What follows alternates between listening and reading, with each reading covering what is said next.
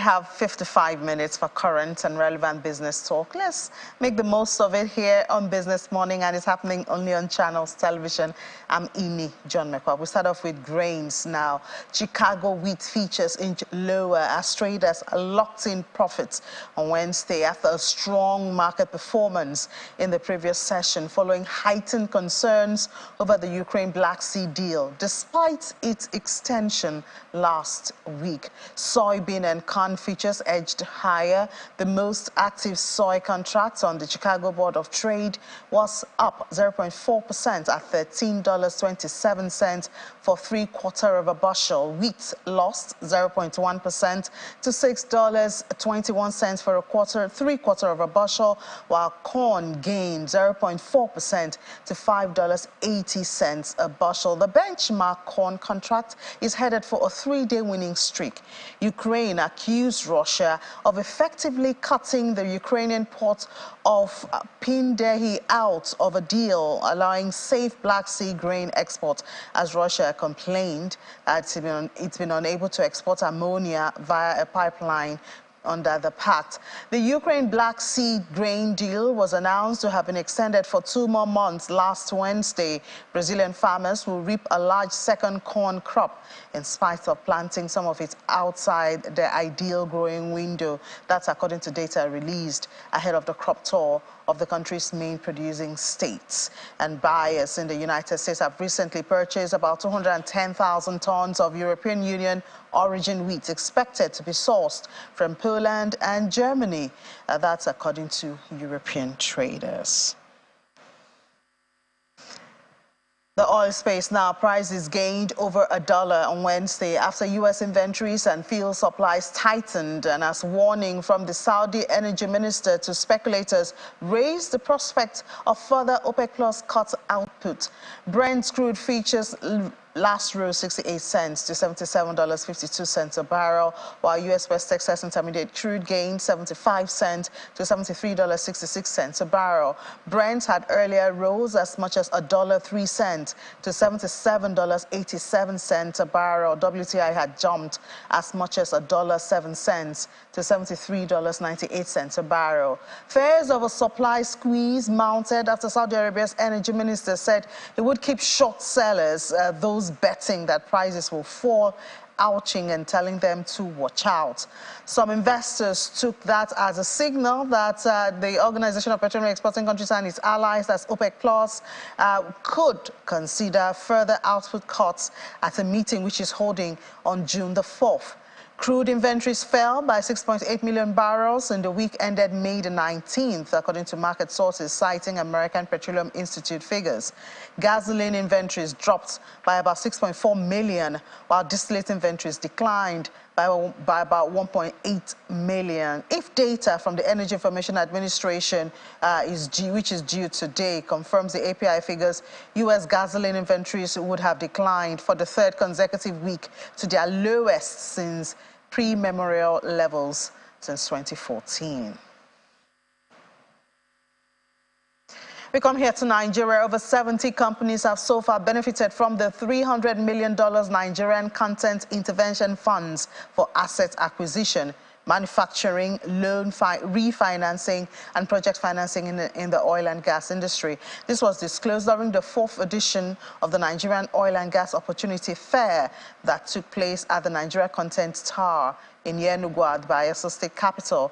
The Executive Secretary of NCDMB reiterated that the fund was introduced to unearth the critical role funding plays in realizing the opportunities within the oil and gas industry, which the board has widened the options for accessing it.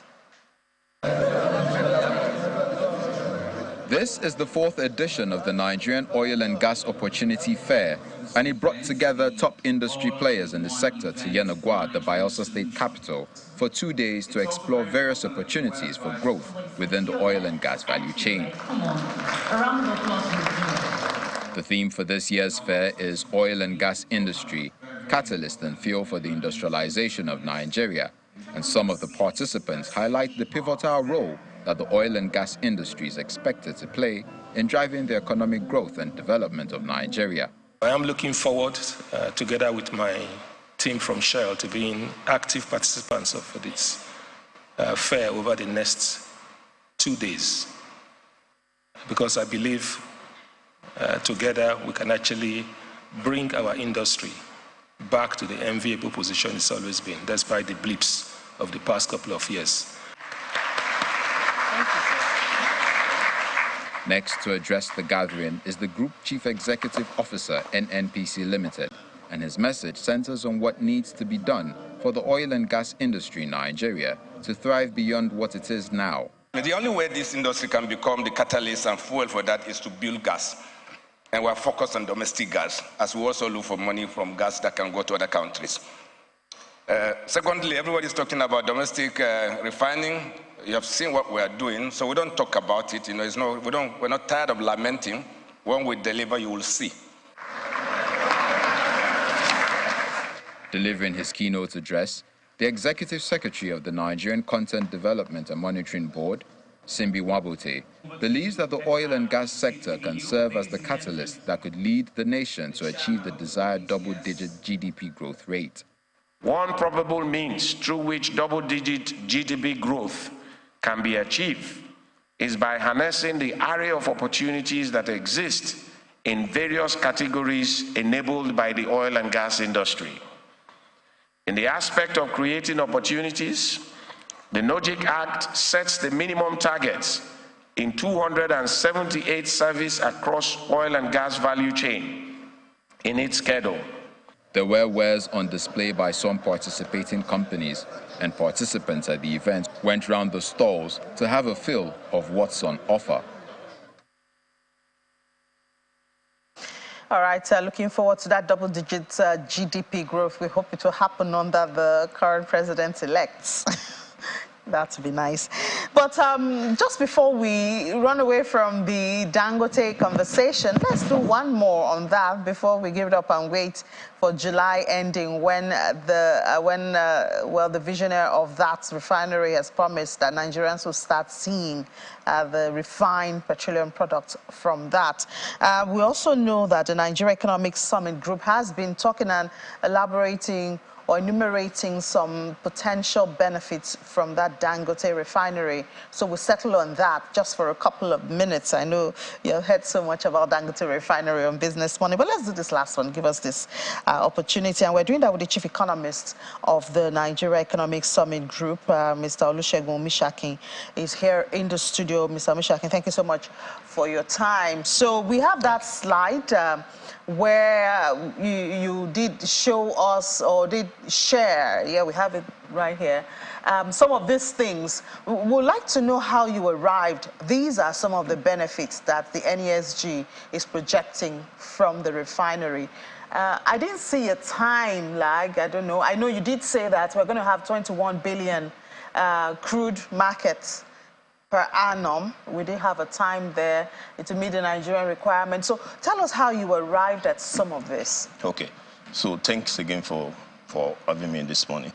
What we have here simply depicts the impact, the potential impact. So these are not just the actual thing, but the potential impact of the Dangote refinery and petrochemicals. We all know that the core of the Nigerian economy lies on the performance of the oil sector, the power sector and oil sector mainly. So we see this refinery coming at the right time, because the Nigerian economy has been, suffering for a lot of times now. So what we see here is just a matter of looking at how situating this huge refinery will impact on the economy, either via job creation or, influencing other agro-allied industries or any other manufacturing industries and so many other sectors, strategic sectors in the economy, and how this will also translate into the social sector in terms of the housing, in terms of, explain to us how that connects, especially the housing one. Of you course. see that you did put it there, 33,000 housing units. So yeah. Explain. Yeah, we have at different points, you have, so let's look directly at the link between the housing and what is happening now in the housing units. Not directly as it were, but when you have more employment being generated, people are earning more income, opportunities are being created, and even from the government side, in terms of finances, government finances is improved because now government can then generate forex and then lower a little bit the amount that we've been spending on for a subsidy. So this will also give the government the capacity to look into some other social issues like housing, for instance. And so what government needs to do is what we are projecting in terms of how what we are seeing in the private sector projects into the social life. Of recent, we started the idea of looking at the core problem of Nigeria with respect to shared prosperity agenda. And the idea is to say we cannot grow, we cannot continue the narrative of who want to grow by double digit, want to do this or that, without looking at the impact of this growth. So at one hand, we need to improve our performance in terms of the productivity. We need to grow, which what we are experiencing now gives Nigeria the huge opportunity to leverage on this. And at the same time, government needs to improve on social welfare, providing for social welfare, making sure that people that are left behind in the productive process are taken care of. So this is what we are seeing. These are the potentials beyond the numbers of the refineries itself, this and that. But on the long run, the question we need to be asking is, how will this change the narrative of economic diversification agenda of the government? How will it change the narrative of power sector, for instance? How will this change the narrative of investment inflow? This is not just something that has come. Other opportunities will also leverage on that, because the moment you have this refinery functioning now, then that creates a positive signal to investors to also come to Nigeria, knowing that things are happening. So these are the impacts that we are currently looking into. And then we also see you also have your eyes on polypropylene, you have sulfur. These are some of the byproducts. Petrochemicals, yes, that should also help industries such as the plastic making and all of that, reduce their imports and help them to be more profitable. Exactly. And this has been one of the major challenges we've been also experiencing. Remember when the CBN also banned some of the products that are being imported from outside because of the availability of forex. So this gives them the opportunity to do this within Nigeria instead of importing from outside. And so it's a lot of, it's an interesting moment, the impact you see unfolding. But on the larger front, I think what we need to concentrate is how the government also will leverage on this to create a more enabling environment for private sector to get more people coming and to have more investment inflow into the system. I envisage that there are some companies and industries that would start cropping up close to the refinery there. But you have that challenge of the road. I think the last time I went through that route on the road, it's not a very encouraging one. Then, of course, you also have the issue of electricity. I know there's electricity also that's supposed to come from there. If the environment, after all, it's a free trade zone, can have some of those infrastructure. Exactly. I believe some other industries and cottages will start cropping up around there. And beyond those ones that are physically coming around the plant, you also have other, as I said, other industries in Nigeria that are 100% relying on importation for their raw materials. And that's one of the challenges we have in our industrial sector. You look at the manufacturing sector, the contribution to growth on the average has been 9, 10 for years. And one of the challenges is importation, forex rationing, and so many other challenges that they are facing. So this is an opportunity for the government to leverage how we can use this, what the Dangote is doing now, to achieve economic diversification beyond just looking at the opportunity to get more foreign exchange and so many other stuff from the industry. All right, thank you so much, Mr. Olusegun Mishakin, Chief Economist of the Nigeria Economic Summit Group. Thank you for sharing and elaborating on your thoughts with us this morning. All right, so now what remains is to wait for that, the beginning of the operations, and then we begin to look out for those potentials that we have been looking for. Now, all things being equal, within the next 6 months, Lagos State may be releasing electric mass transit buses for use. You might just be on one. The bus is said to be Nigeria's first ever electric mass transit buses. They're powered by O&O Clean Energy in partnership with the state government or the Lagos Metropolitan Area Transport Authority, that's LAMATA. At the launch of the electric mass transit buses in Lagos, the partners say the vehicles are expected to provide sustainable and clean mode of transportation. When the relationship between O&O Clean Energy and the Lagos State government budded in April of 2022, it was with the long-term view to address the emission of greenhouse gases, particularly as caused by the transport sector in the state. This is more so since Lagos State is projected to have more than 100 million residents by the year 2100, making it the world's most populous city. The need to plan for the future with zero emission drives O&O Clean Energy, the renewable energy business subsidiary of O&O Energy, to introduce electric mass transit buses. We see sea levels expected to rise over 2 meters by the end of the century. If nothing is done, it is our collective responsibility to ensure that we minimize the effect of these rises. Every oil and gas company globally has seen a shift in the mindset. Our focus before was to explore fossil fuels, but now we see a low-carbon future as part of our responsibility. And at this event, which signals the official launch of these eco-friendly buses, the Lagos State government commits to making this partnership work. By this partnership, we just want the world to know that Lagos is ready to do business with everybody, provided the interests of Lagosians are well protected. For the state governor, who is represented by the Commissioner for Transportation, this initiative is in tandem with the state's plan to reach net zero emissions by the year 2050, 10 years ahead of the federal government. It is also instructive to note that Lagos is the only state in Nigeria that has prepared and initiated the execution of a climate action plan. The plan outlines 26 efforts covering adaptation and mitigation actions to build a sustainable low-carbon economy in the pursuit of achieving net zero carbon emissions by 2050. The next 6 months will ensure data gathering that will assist the proof of concept to run. For me, the most exciting part of this is the fact that they have zero tailpipe emission. So there's zero noise emission, there's zero tailpipe emission. Part of the plan is to have as many as 12,000 of these buses ply in different parts of the state over the next 5 years.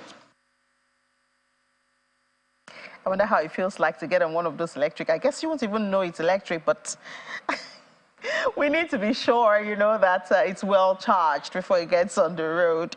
Another aspect of business is digital marketing. I mean, you can get almost anything now through the internet in digital marketing. COVID made it even more necessary to get on board that. But we want to see how that is doing. I believe it's been widely accepted here in Nigeria. But how is that landscape looking like when we talk about digital marketing? We have here in the studio, joining us for that conversation, Michael Owatunde. He's a regional marketing manager at AD Dynamo by Aleph. Hi, Michael. Good morning. Good morning. Yeah. So when we talk about the issue of digital marketing here, then the issue of internet penetration comes up, power comes up. But really, how is it? How I know Nigerians are very resilient. I know some people do not have physical shops now, especially for ladies. You want to buy clothes and things like that. You just hop on the internet and then you're able to get it. But how is the landscape now? How have we been able to go over the hurdles to make the most of that space? I mean, by the way, so it's at Dynamo, not Okay. AD Dynamo. Okay, at Dynamo. Yeah. Thank you. Yeah. So I mean, digital marketing in Nigeria is thriving and it's evolving. Right now, we have over 55% social media and digital marketing penetration, internet penetration with over 87% of mobile penetration. So that means that people are coming online, and for businesses, businesses also are now, looking the way of digital and coming online. So things are evolving, and the growth is massive. Social media marketing has, gained prominence, and businesses are now also leveraging social media content marketing to engage and, of course, educate their target audience. So, yeah, it's evolving, and it's evolving, and the government also has its eyes there, because we know the government has talked about taxing, from social media, so that, we need money in Nigeria, we need revenue. How is that going? Are they being able to catch up with you guys, or you guys are still finding ways? Well, it's not something I like to comment about, but yeah, so businesses must ensure that they abide by the laws of the Federation and ensure that they are not, defaulting in any way necessary. So we have to ensure that we are law abiding. And, obviously. Yes.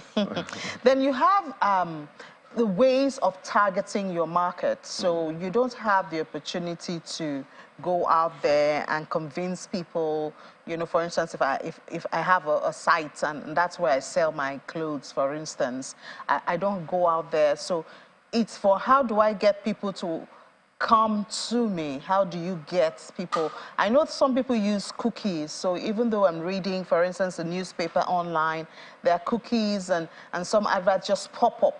How do you do that to try to get people to your site, even when they do not know that you exist? Okay, so the ideal way, the layman just feel, oh, they don't know I exist, and they just pop in my way. But no, ideally, businesses try to understand who their target audience are, understand their preferences and their behaviors, and of course, considering the platforms that is popular among this target audience. And once you have all this information, you also then leverage these platforms that they're already engaging with. So more often than not, businesses consider different aspects of digital marketing. Say, for example, email marketing. Deploying email marketing means that you are engaging with people who are already familiar with your platform or with your business. And even, community management, you are building community online, social media community, and you are asking people to engage with me on this platform, engage with me on that platform, so they already know about you. Then you have your customer data. All you have to do is still, reach out to these people that are already your customers through these platforms. Yes, there are opportunities of, reaching people who look like them, who have similar interests and preferences, and are looking to achieve, this set of goals. So it's not really something. It's not really around, trying to use cookies to, to target people, but it's really you understanding who your target audience are, how they engage with you, what their preferences are, how they behave, what their goals are, and how your business or how your products can meet these goals, and then just, go through the ideal way to ensure that you help them meet that goal that they're trying to solve. Say, for example, I have a goal to look nice, or I like to, have a cap on me. People who have, or businesses that I've interacted with, or businesses that are looking to reach someone like me, would have tried to study my kind of person and said, okay, this guy is most likely going to like a cap, and then we'll try to find a way to show me cap. How do they show you the cap? If they're not your friend on Facebook, they don't have your email address, how do they reach you to show you the cap? Okay, so because you're already engaging with these platforms, and we have understanding, this platform understand who your target audience are, and they're already within the purview or maybe within the location. Then all they do is you create digital marketing campaigns, leveraging any platform of your choice. Like I said, most likely social media? Yes, social media channel that is popular among your target audience, and then try to reach those people, leveraging this platform. So make comment on social media, for example. Social media I don't want to mention names, but say Instagram, for example, has its own policies on, so whatever is making me come on social media or on Instagram, I would know that, okay, I'm most likely going to discover stuff. So people discover brands online, on Instagram, on Twitter. So when I discover brands, there are people who also probably are connecting with my phone or who are mutual, you know, like me. So through this platform also, they try to show. So there are different complexities around this, but you know, interesting complexities. Thank you so much, Michael Owatunde, Regional Marketing Manager at Dynamo. Yes. At Dynamo by Aleph. Thank you so much for your time this morning. My pleasure. Thank you for having me. Yeah, good to have you. All right, let's take a break now. When we come back, it will be AFEX time after the break.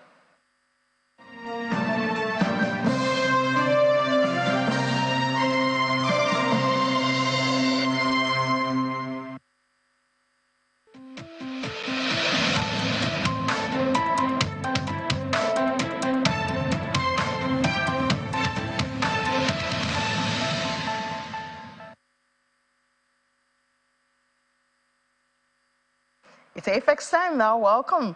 And we head straight to the market summary.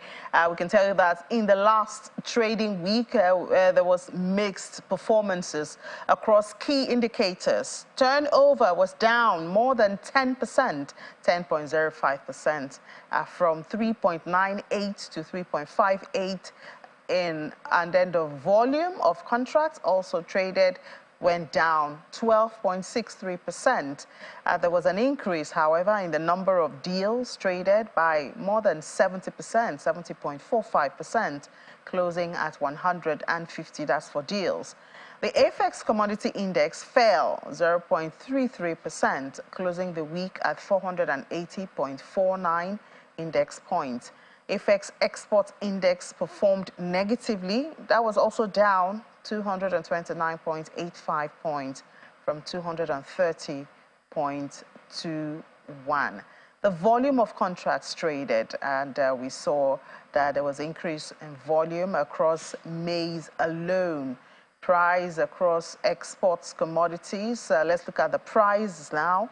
Sesame, ginger, and wheat maintained at 1,247.57, 923 naira 82 kobo, and 380 naira respectively.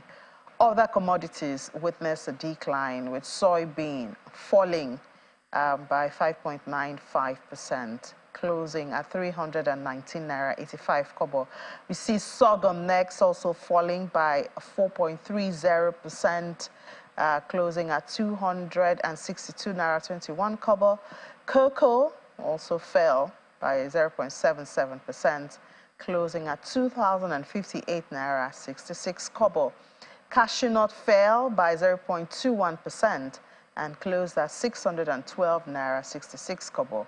Paddy rice fell also 0.16% to close at 339 naira 43 kobo. Across grain commodities, however, maize rose again by 0.85% and closed at 249 naira 21 kobo, and all of this is for a kilogram.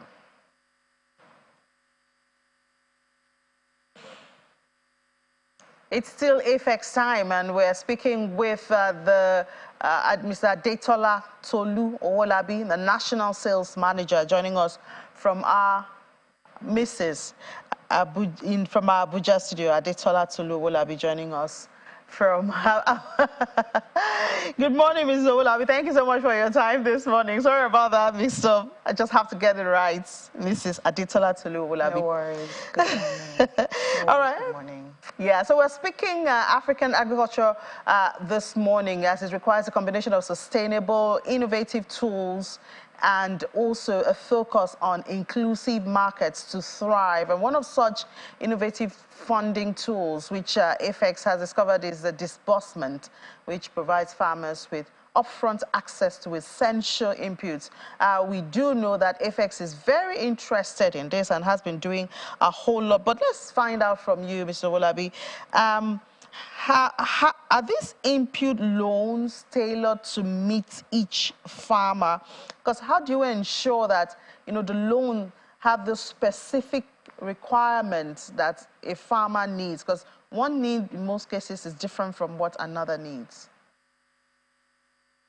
Good morning again, and thank you very much for having me.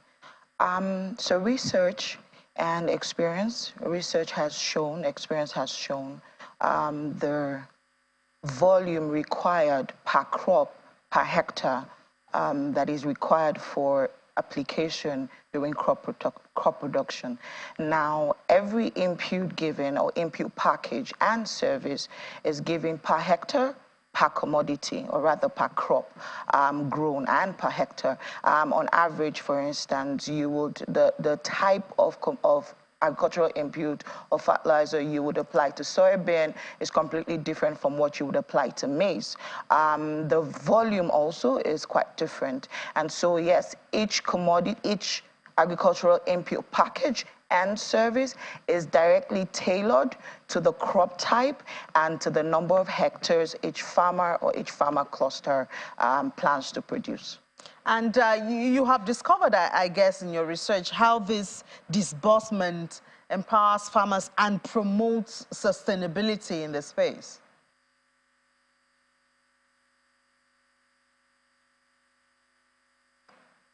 Can you hear me, Mr. Olabi?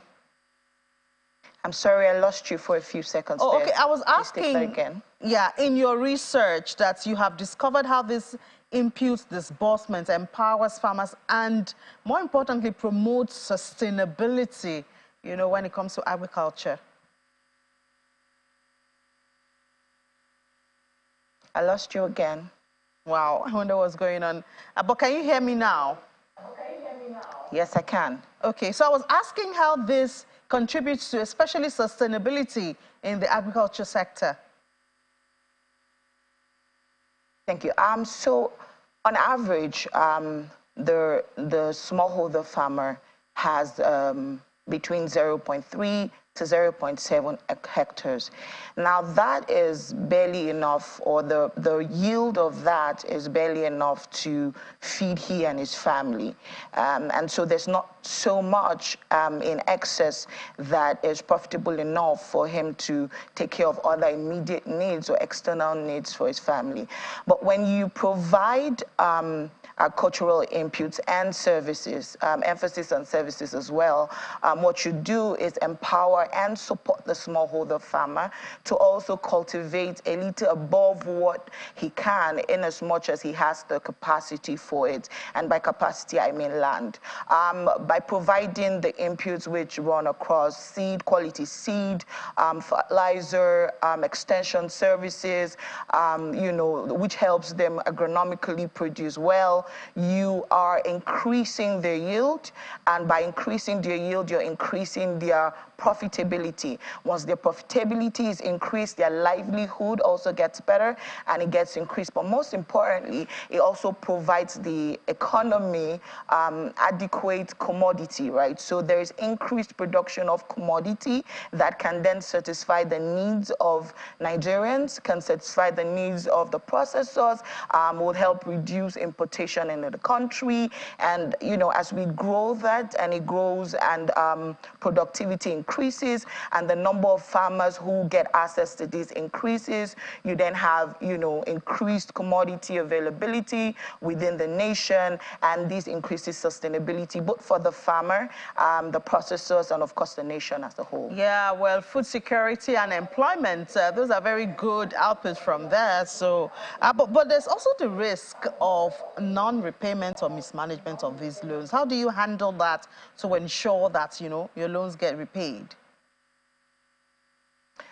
So for every farming, for every farm cultivation, there are a few key requirements. You know, from your land selection, making sure that your farmers pick good lands in the great places, down to the quality of inputs, you know, distributed to them timely, because I mean, of what value is giving someone input if he doesn't have it right on time and accessible enough for him at the right time. And of course, then there's also what we call the field extension officers. Now, these people are solely responsible for supporting on the field, almost like hand-holding the farmer, to support him with all the instructions required, translating the environmental conditions, the climatic conditions by NIMET and the other guys, to effectively help them cultivate their crops effectively. Now, if you follow all of these processes, you would have reduced your risk of failure, pretty much by almost 90%. But what is important also is that the farmers come in cluster groups, and this helps for accountability, right? Making sure that there's somebody on the other end to support you with experience, to support you with knowledge, just to make sure that you're able to produce like you should and you're able to get profitable. But also to note is that AFEX also provides a platform for the farmer to be able to sell their commodities at the right prices. There's no benefit to a farmer who has gone through the entire agronomic process, apply the quality inputs timely, and produces great yield, but then it does not have value for it when he sells it off. And AFEX comes in here to support that farmer, not just AFEX, I mean, most of the agricultural space right now provides that avenue for the farmer to then be able to sell this commodity at the right price, making him profitable enough so that he's able to repay his loan, but then also have more than enough to take care of himself. Because, I mean, truth is, if you cannot even, sell off, how do you repay? If you don't have trust enough in the system to ensure that it values your output, then repayment becomes a challenge. But if all of these are in place and is the expectation, and AFEX does it today, then you have great yield, you have good markets, most importantly, you have storage facilities. AFEX has about 100+ storage facilities across the nation today that is able to help, store these commodities for the farmers at, specific times until they're comfortable enough to sell or they think it's profitable enough to sell. And, when you have all of this in place, you would have managed to a large extent any repayment issue or mismanagement issue. And don't forget that I had mentioned earlier that the agricultural inputs and services are given per hectare, right? So you're giving exactly what you need to be able to be very productive. And so, of course, there's really little or no risk for mismanagement in this scenario. Plus the support that the FEOs, field extension officers, provide for you that helps you to manage all of this. All of this just helps to manage mismanagement and also helps to prevent non-repayment. Well, sounds like a sure winning plan, this input disbursement program by AFEX, and we really wish you the best. And of course, feeding the nation, getting the farmers profitable is also profit for the country. Thank you so much for your time this morning, Adetola Olabi, National Sales Manager with AFEX. Thank you very much. And it's Miss Tolu, not Mrs., but thank you. There we go again. All right, thank you so much, Miss Tolu Adetola Olabi. Thank you so much. Now let's take a breather. We're back with the markets.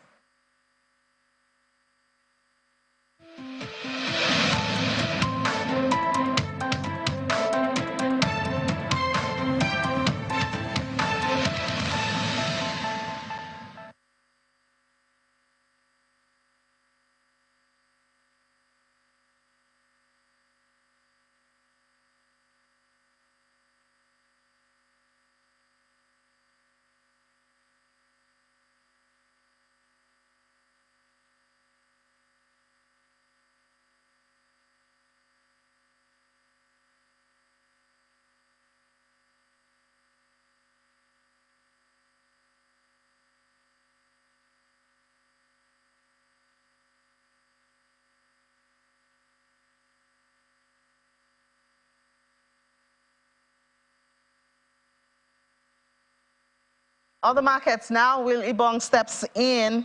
Miss Will Ibong. Yes, Ini. Good morning. How are you doing today, Ini? I see that you're already doing great with the markets already, with the commodities space. We're just going to switch. A very interesting conversation had there with Mr. Wolabi, talking about that disbursement program that AFEX does, and they promise to hold the hand of farmers throughout the value chain. It's very even important. up to the extent of the sales. Which is the prices, crucial. yes. Because so the middlemen do not cheat the farmers. Yes. Exactly. And I mean, a profitable farmer gives Nigeria a food security nation, I guess. True. And then not just this, we'll talk about the security of farmers, while farming. That is very important. And I think that part, the government has to play that part to ensure that AFEX delivers on their own mandates. Yeah. So we're just going to look at the fixed income space and see how proceedings went. It was quite quiet at the bonds markets yesterday. We saw average yield closing flat at 14%. And across the benchmark curve, we saw average yield rising slightly at the short end by about 1 basis point. That's because of sell-offs. But on the flip side, we saw average yield was flat at the mid and long segment. But we look at the NTB, that's the Treasury bills market. We saw a mixed sentiment in that space. Although there was a bit of a bullish tilt, there was a drop in yields. The average yield fell by about 1 basis point to 6.8%. And across that curve, we saw the average yield closing flat at the short and the mixed segment, but dropping at the long end as market participants demanded the 296 days to maturity paper. But we're going to bring in Caleb Alimi. He's a chief dealer, fixed income at Providence Bank, to give us more insights and also expectations as to what the CBN is going to decide today. Good morning, Caleb. It's good to have you on the program. Good morning, Will. Thank you for having me. Caleb, we're just going to go straight to what the CBN, Central Bank's Monetary Policy Committee, is meeting to decide on what to do today. What are your expectations, first of all? My expectations are that there will be an increase in the monetary policy rate, the benchmark rate, and that's because, if you notice, inflation has refused to be tamed, and as long as we expect inflation to continue to rise, we should expect the CBN or the MPC to continue to try and tackle that by raising the benchmark rate. We anticipate at least between a 25 basis and a 50 basis points increase in the MPR at the end of the meeting today. So if we expect a hawkish stance from the Central Bank of Nigeria, we're not seeing that corresponding hike trickle into the fixed income space. We're not seeing, there seems to be a divergence when it comes to the yields in the fixed income space and the interest rates. When do you think this will probably align? It is unlikely to align, and the reason is that, because of the hawkish stance of the CBN has actually been more aggressive with CRR debits, and banks are trying to avoid that debit. What happens is, CBN takes your money basically at 0%. So banks would rather invest in something that sort of generates a bit of interest for them. That's why you're seeing demand at the short end of the curve, which is largely on treasury bills and in some of the short-dated bonds. And that is expected to continue as banks continue to try as much as they can to avoid the CBN's hammer. So what is your outlook? Just very quickly, will investors trade bearish or bullish? What do you think the market is going to be for investors? So there's an auction today. The deadline for the auction is about 11 o'clock. That's when it cuts off. There's a treasury bill auction today where the DMO is offering a total of 180 billion naira across 3 maturities, 91 days, 182 days, and 365 days. However, because, like I said, banks rather deploy the CRR avoidance strategy, the 1-year paper at the last auction a fortnight ago closed at 8.99%. We expect it to close around the 8% handle, at this auction, maybe around 8.45 or 8.5 or thereabouts, or between that band, a bit lower than where the last auction closed, all because of this CRR avoidance stance that banks would rather take, rather than wait for, pricing the expected hike in the monetary policy rate. Thank you so much, Caleb Alimi, Chief Dealer, Fixed Income, Providence Bank, for those insights. It's always good to have you on the program, and we'll look out for what the CBN does at the end of the day. In a couple of hours. A couple of hours. It's countdown. It's countdown. It's just very close. And that is standing somewhere to take care of that. Yeah, definitely. All right, thank you so much, Will. Let's head straight to London now, find out what's going on there. Well, I know one of the things going on in the UK is inflation dropped. They are now back to single digits. Nigeria is still in double digits, unfortunately. So I believe I should see a little bit of smile on Juliana's face this morning. Juliana, good morning. You're back to single digit inflation, so you should be happy. Slightly happy. Good morning, Innie. I'm smiling because I'm talking to you this morning. But I think the Chancellor, Jeremy Hunt, will probably be smiling as well because of this official data released by the Office for National Statistics showing that inflation, CPI, has dipped to 8.7% in April. Can you believe this is actually the lowest rate we've had in over a year? And I think it goes to show just how much of a boost, or shall I say upwards pressure, the war in Ukraine has had, because of course energy bills have skyrocketed, but we are starting to see the price of energy drop, and that has been reflected in the data. So good thing, 8.7%. The bad thing is that this hasn't impacted the price of your weekly shop. So we spoke earlier this week, didn't we, Innie, about Kantar and the data that they released showing that grocery inflation was still really high at 19.7%. So this is a big issue. So yes, we are starting to see inflation is going down, but where beleaguered households are spending their money, which is at the supermarket, they are not seeing it go down. And in fact, 10.1% compared to 19.1% is a significant difference. We know that the Chancellor is going to be having robust discussions with manufacturers and some of the big four bosses this week. So hopefully get some of those lower prices trickling down so that we can eat and heat and enjoy some of the money in our pay packet. Not that it goes far these days, Innie. Yeah, so that you can eat and heat. Low for lower. Well, but it's not a good one for Nigerian students who were supposed to be going to the UK with their family members. We've been on this. I think finally it's out. Yes, it is out, and of course, you know, there's lots of anxiety, lots of anger. It has been trending. It's been trending over the past couple of days. But of course, we got that announcement by Suella Braverman, the Home Secretary, yesterday. But what I would like to do, and use this platform to do, if you would allow me, Innie, is to urge people only to listen and read the data and the information that they're getting from the British government. There are so many individuals, very popular people on Twitter, I won't name names, very popular on Instagram, that seem to be holding court as to speaking on behalf of the British government. And that is one of the reasons why we've got ourselves in this issue in the first place. So whatever you do, don't get your information from social media, get it from the British government. I just wanted to make that clear. And secondly, anybody who understands anything about Britain knows that bringing down net migration is basically what they do to live and breathe. It's a very, very small island.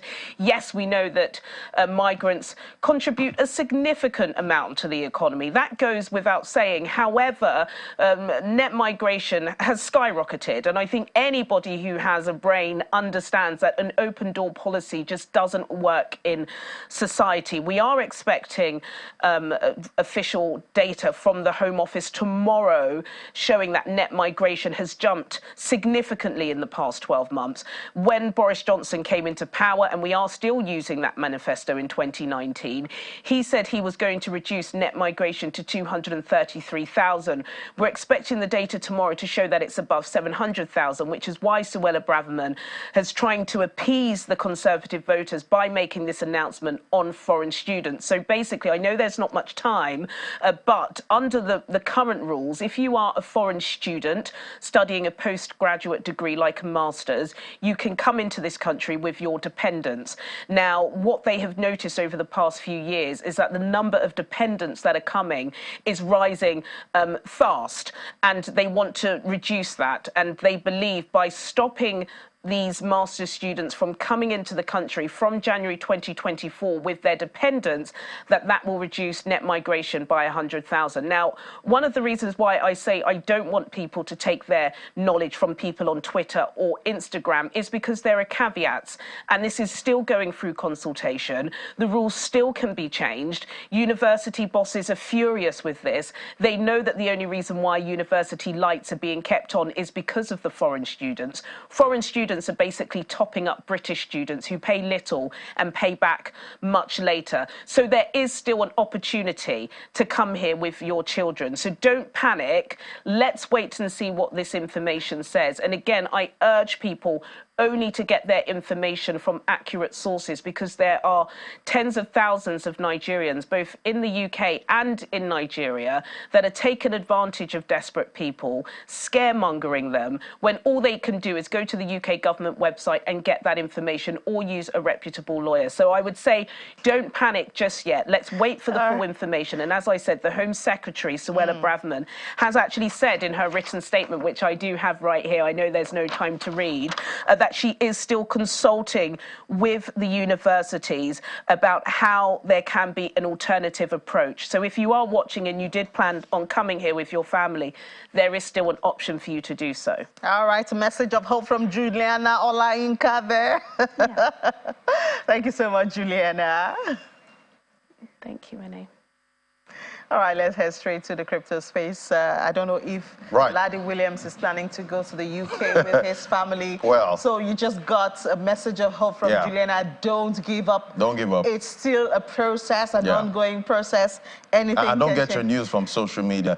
Even though some people get their investment ideas from social media, like in the crypto market and we even discussed the digital marketing. Exactly. I mean, social media is a big deal. Yeah. You know, for a but lot don't of get marketing. your news from there. Don't get news from there. You can do your marketing there. But don't get news from there. Fantastic. All right, let's look at the market now. 50 points, that's the sentiment we're seeing in the market now, neutral, showing how investors feel in this market. Let's look at the top cryptocurrencies that we track. We see Bitcoin there. Lost that rebound we saw, did try to get back to $27,000. It's down 2.41% this morning. And we see Cardano also down 1.91%. So we're seeing the market bleeding with all the volatility we see with Bitcoin there. BNB, $308 at risk of losing that $300 level at this time, down 1.89%. Let's bring in my guest now, Eleman Damble, joining me via Zoom. Eleman, great to have you. Good morning.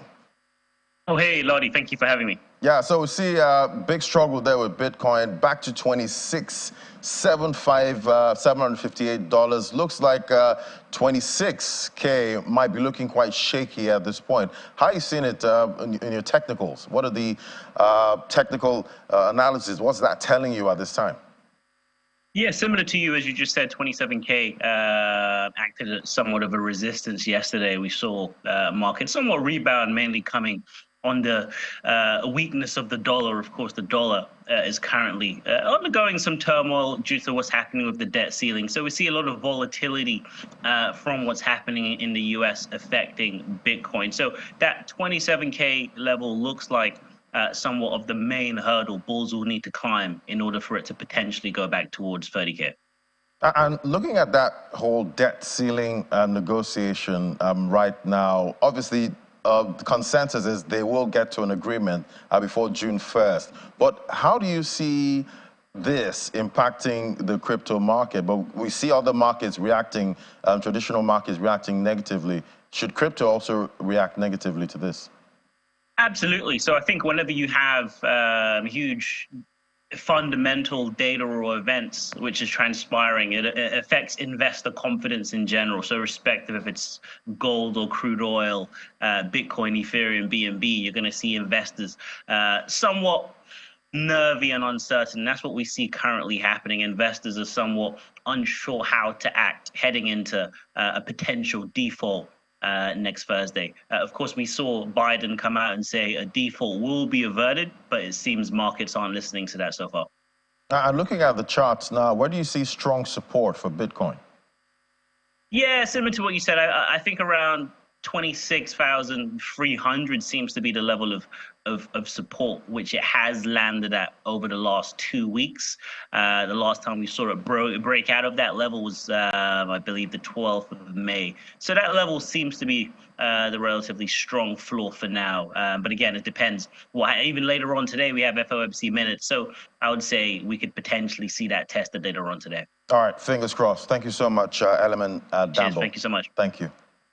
All right, so you heard it there, 26,300, strong support for Bitcoin if you're trading that. Let's look at the top gainers now. We see Kava topping that counter up 9.42%, almost double digit, $1.20. And we see TON, Huobi token, as the native currency for the Huobi exchange. That's up 3.22%. And we see IOTA there, 19 cents, up 2.32%. So Indian market's not looking so bad, but still looking for direction. A lot of resistance.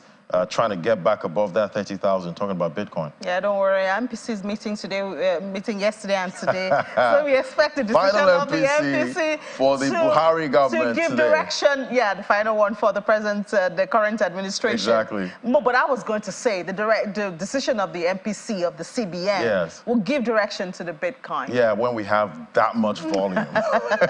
All right. So see you later for the MPC. So that's it on the program today. Thank you so much for being a part of it. Do remember to stay here on Channels Television, because in a couple of hours at 1:30 we'll be starting up that special edition of Business Incorporated. That's where you're going to hear the decision of the MPC for this bi-monthly meeting. So thank you so much, and we'll talk to you then at 1:30. I'll see you tomorrow. I'm John McQuarrie.